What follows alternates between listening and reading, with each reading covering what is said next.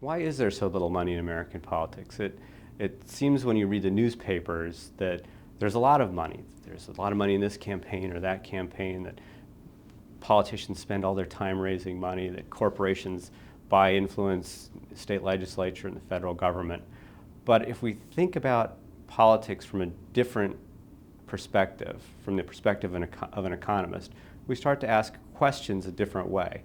We start to ask questions about how much value there is in the amount of money, how much could a market possibly sustain. And viewing politics from that direction led us to think about a very simple question, which is how much money is there really in the US political system, and what's the baseline for understanding that? And it's a very simple calculation.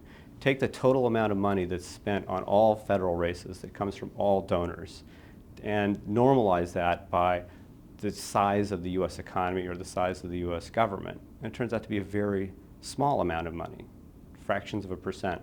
Small enough that if you put this into the national accounts, this would be rounding error on the national accounts.